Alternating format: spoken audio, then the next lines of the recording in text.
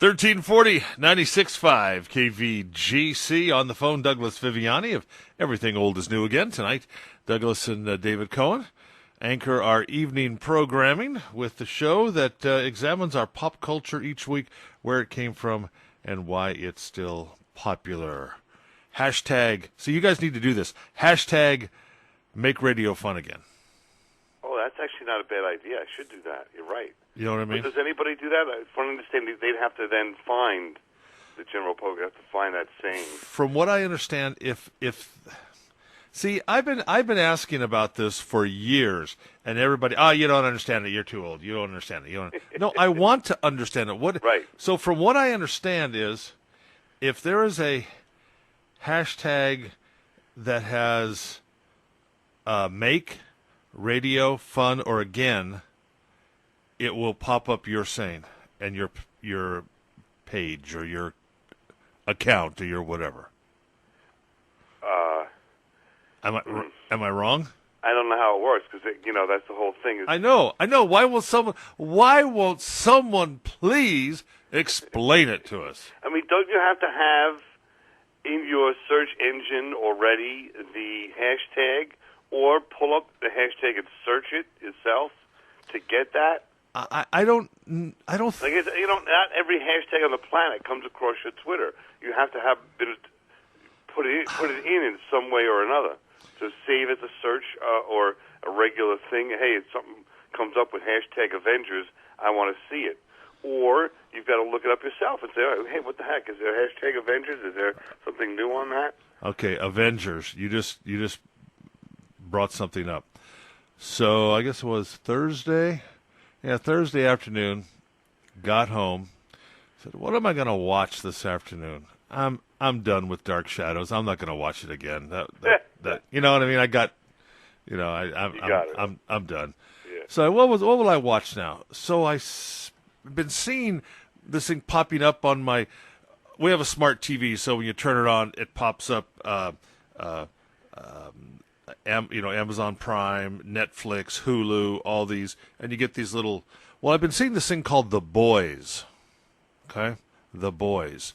Now, what is The Boys? Right. Well, have you heard about that, Douglas? Yeah, it's like superheroes that are not good people. Yes, like the superheroes of the world are actually evil, or if we can say, basically jerks. Yes, right. and they're created by this. Anyway, it wasn't bad. It was. I wouldn't let Angelica and Leo watch it. It was there were some sexual situations, and I tell you what, they don't.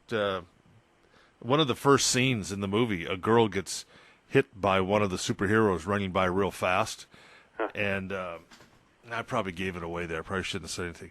It's gory. But it was okay. It filled the void for me. It's a new take. Now that's is it something that's going to keep your interest? They're going to watch it every week? I pretty much, there was 8 episodes, and each was like 22 minutes long, so I watched the whole season, and, that's what's, you can sit down and between 2 and 4, you can watch an entire season of TV, but there's characters, and I'm not going to tell you because I want you to go on this and find it. There are Star Trek characters that are in this show. I want you actors or characters? Yes, actors, and they even have at one point they're at someone's house watching TV, and they've got an old episode of what was that show with William Shatner and Heather Locklear, Booker, T.J. Hooker. Yeah, there's an episode of that played on the TV in the background. You can see Shatner in the background on the TV. So anyway, just watch it. Just watch it, and you'll see what I'm talking about. And all right, I will check it out. Yeah. Speaking of Avengers, something came off in my head. Went off my head. Hashtag Spider-Man. The last, I think it was 3 or 4 days ago, they announced that Disney had an argument or disagreement with, I think it's Sony, who owns Spider-Man. There's a whole mess there. Marvel, before they were sold to Disney, sold off the rights Spider-Man, and now Spider-Man is no longer, as of right now, in the MCU. So any additional movies from this point forward will not be under the MCU Disney banner, will be under the Sony banner, who did the original first 6 Spider-Men, which weren't bad, but they have Venom and Spider-Man together as franchises, if you will. That's all they have. But it's a disturbing thing because they're not going to, unless they work this out, Spider-Man is no longer going to be in with the Avengers or anything that's new that's happening over the next 2 phases, which they plan for the next 5 years of the Avengers, and I should say of all the Marvel movies. Do you think does it mean anything to you? Do you care?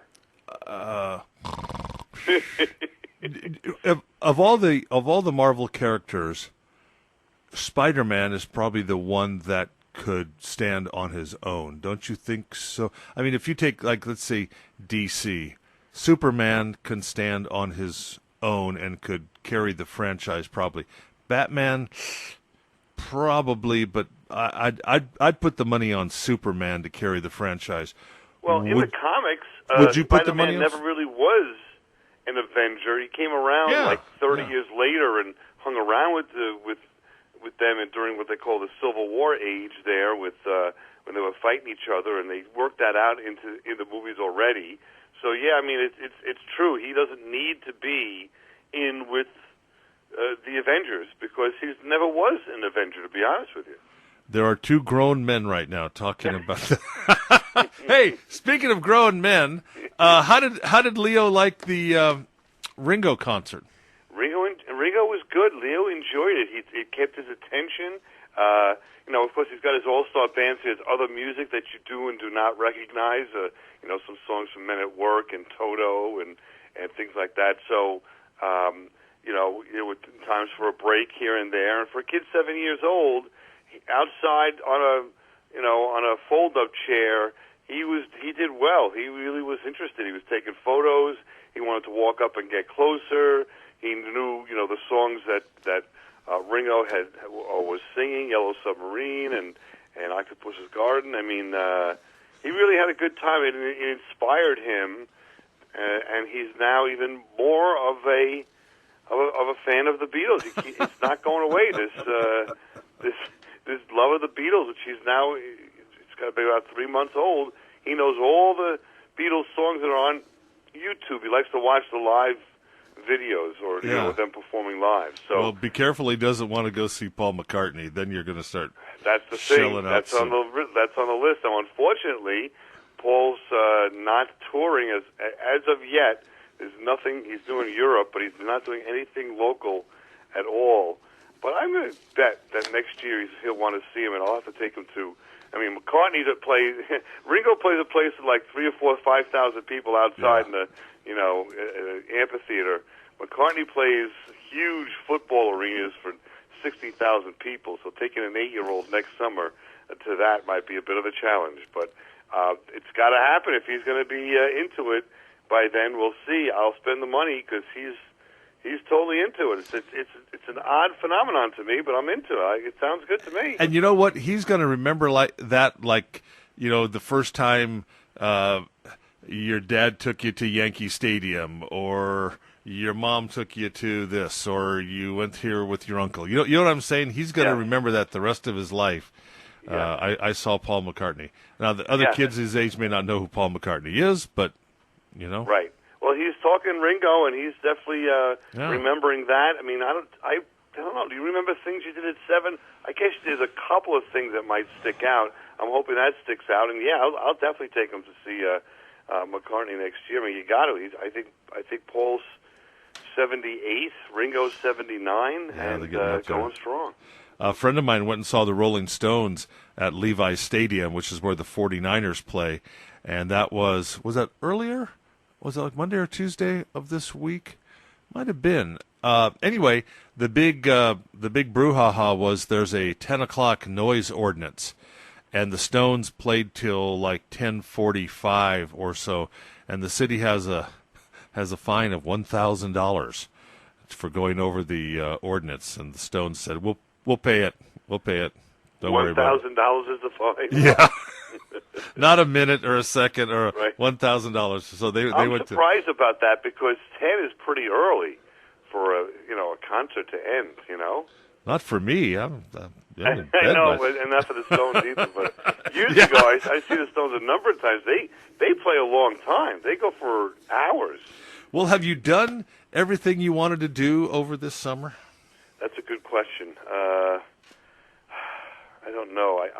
I've been embroiled in getting the house together, and we had a new pool put in, and all this. The last one collapsed last year, so I've been doing that. I wanted to do more activities of the beach and other things, fairs. So I didn't do everything I wanted to, but I've got a couple coming up to finish off the summer, which I think will be fun. We have a new fair coming up down the. Oh, actually, before that, I ate, and I think we spoke about this. I think it was like a 30-ounce ribeye tomahawk steak. I felt like John Candy in The Great Outdoors. Remember that movie? Didn't you and your brother? Yes. Did you share that, or did you eat the whole thing yourself? We shared it, but this thing was huge, and so I think it was like I don't know the ounces on it now. Maybe it was like 46, and you shared it. Something like it was huge, and boy, it took 2 days to digest. It was tremendous. So I remember that. When we were driving to concerts and all that, so I've done some stuff. How we about you? When we were driving across the half of the country to go from California to Tennessee, we passed one of these places where you sit down, and if you can eat the 48-ounce steak with the baked potato and the meal, you get it for free. And wow. Can you imagine? I think it's a porterhouse, 48 ounces. You know how big 48 ounces is? Yeah, it's huge. Yeah, like that's usually huge. the just as a reflection, a big piece of filet mignon is like 10 ounces. Yeah. So it's like 4 or 5 of those, and those are the big thick ones I'm talking about. I think when you go to get prime rib, it's like in 12 or 16-ounce cuts. There you go. Right. I think so something it's like that. 4 prime rib together, stacked together. That's unbelievable. I don't know how you can enjoy it. Well, I think it's just kind of the, and I did kind of fulfill a childhood. Well, it's not a childhood. It was on. If I have a bucket list, I'm not a bucket list keeper. But if I had a bucket list, I guess I could say that I did fulfill one of those. Got to go to Roswell, New Mexico. Got to go to the UFO Museum. Nice. So, take that off the list right there. I remember seeing the pictures of that. That was a kick. That was fun. And actually, it's a research center, too. They have a complete library. You can go and do your research on this. Folks, if to drive all the way from Jackson to Roswell, I don't know if I'd do that. I was on the way, so we made a little detour to go to it. You got to be into it to like it. You know what I mean, Douglas? Yeah, you had to have. It's almost tongue-in-cheek in a way. Yeah, right? exactly. Hey, it was good. It was fun, though. It was fun. But I saw a poster, believe it or not, all the way over here in California. I saw it up for the East Northport Fair coming next weekend. Yes. So I was driving down Highway 16, and there it was. Hey, East North Fork or Port. I always want to say East North Fork, East Northport Fair coming. So. Yes, and they have really stepped up. Over the years, they've been adding every year. They've been adding something new. The Chamber of Commerce runs this, and now I could say it's got some good stuff in there. We've got an old, old car, an antique car show that's going to be there. Of course, they got the rides. They have a pet parade now. You got characters. The Paw Patrol dogs are going to be there in costume, and Orloff and some of the Frozen characters. They've got the magic of Mark and Kim. You know them, of course. Oh, really? They've got a huge food court now, not just sausage and peppers. I mean, restaurants from all over the area are coming and setting up. They've got a beer and wine tent, which I think they stole from you guys. They got a farmer's market, and, drum roll, last year they started, and if you remember, I participated in it, And this year it's going to continue the, not hot dog, but donut eating contest. Are you going to enter again? I'm entering again for sure. It's how many donuts can you eat, and it's only 4 minutes. But 4 minutes could be a long time when you're under the stress of having to mash these. Did you have to drink beer too with it, or was it just donuts? I can't remember. You can drink whatever you want. Oh, okay. But so, they didn't... and some people dip them, which is kind of disgusting. Yeah. And they're like the glazed ones with the hole in it. They don't give you the ones with jelly and all that stuff. So everybody has so it's not like, here's a dozen donuts, go to it. It's everybody has glazed donuts. Right. Dunkin' Donuts comes, and they supply just those. So they're airy and light, you know. Sure. So you could do, how many do you think you could do in 4 minutes? 4 minutes a total. How many donuts do you think you can eat in a minute as an average? Just think about that. I would say of those type, maybe three. Four, yeah, I was going to say 4, maybe at the, really going at it. So, and if so, can you do that for 4 minutes and then therefore eat 16? I don't think you could do it. I don't think so. I think the winner last year was something like, I think it was 11, if I remember. Yeah. But it was the first time ever. We didn't have the professional guys come in here. Joey Chestnut. No, they're not coming, are they? No, they're not. They better not be. Okay. So I'm going to give it a shot. I'm not going to eat for like 24 hours, just so I don't get grossed out. Just so you're hungry. Yeah, and then I'm going to squish them together into like a hot dog kind of a configuration, and just chunk them down. We'll see what happens. Why don't you have someone film it and pop it up on your YouTube page? That's actually a good idea. I will do that. Yeah. Yes. Wear your Everything Old is New Again shirt and. That's actually a great idea. I'll do that. I'll have Leo film it. He's my new photographer. He loves all that stuff. Not bad. So I'm not. What I'm doing next week. That's a bucket list. I am not a good friend. I promised you a KVGC shirt, and I didn't send you one yet. What size do you wear? Large? I'm an extra large. Extra large? Okay, extra large. I'll take an extra large, and okay. And then in turn I'll shoot you Everything Old is New Again one, and we could wear them on the air and promote each other. To each other, whoever else is watching. Every Saturday morning I'll wear mine, and every Saturday morning you wear yours. Right, and on the radio we could profess that, and whether it's true or not, no one will know. Hey, what's up with this week's show? Well, we're continuing with a guest that is really pretty big in the entertainment industry. And it's surprising to me that sort of like a Peter Weller, if you know, Peter Weller's been on the show, I believe, 8 times. This is now going to be Kevin Burns' 4th appearance on Everything Old is New Again. Now, he's responsible for the driving force behind Ancient Aliens, Curse of Oak Island, Unexplained with William Shatner, Lost in Space, from Netflix, if you're familiar with that. All these shows are running presently, and he's the executive producer and creator and force behind them. And he has another show coming up, which he'll announce today. I have to keep that a secret. So it's interesting. And what does he want to talk about? For a good portion of the show, he talks about Fred Gwynne, meeting Fred Gwynne as a kid, and how that happened, and how he became pen pals with him in high school. Met him later on in life, and whether that was disappointing or not, we'll find out. And became the foremost collector of Munster's memorabilia. How's that for a rarity? Wow! Yes.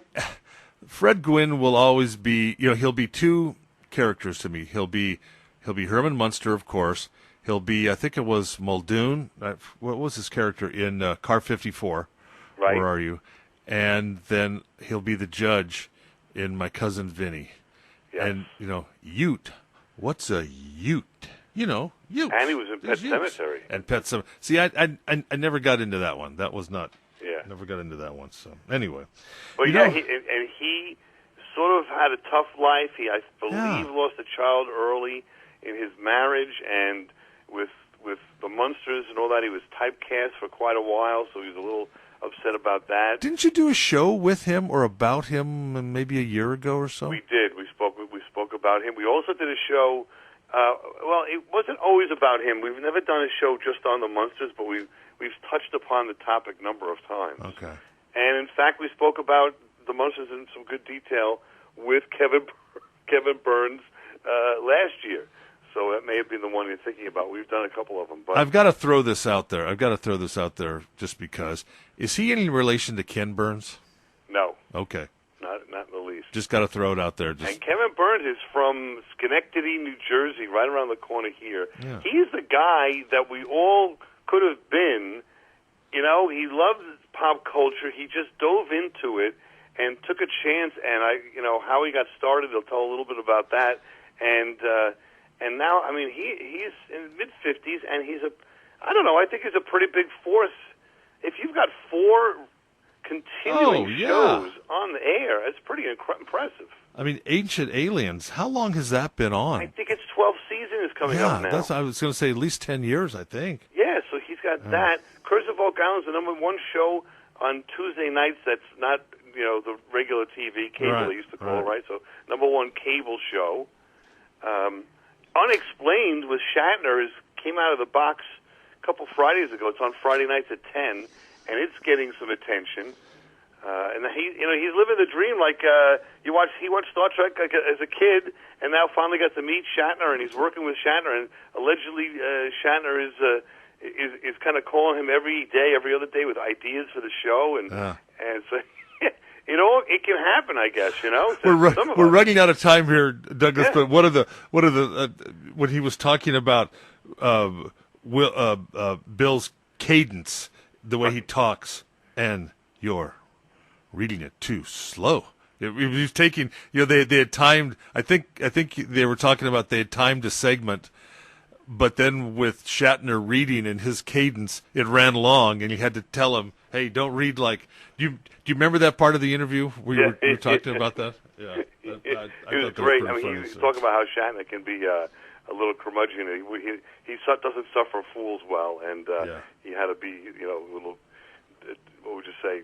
Walk on ice there when he was dealing with him. But he's had a great relationship with him so far, and I don't know. Have you seen the Unexplained? It's like a search of. Yeah. It's I watched a couple of. You can get it on History Channel on demand. If you miss it, you can. Okay. I think they have 2 or 3 episodes up. I think. So, I think this weekend they're doing Life After Death. So. All right, tonight we'll see if there's Life After Death at 6:00 with Everything Old is New Again. Douglas Viviani and David Cohen here on KVGC. Douglas, good luck next weekend at the East Northport Fair. And how many are you shooting for this I'm going to shoot for 12. Okay. 12 glazed donuts. I'll send you a dozen if you do it. It sounds good to me. All right.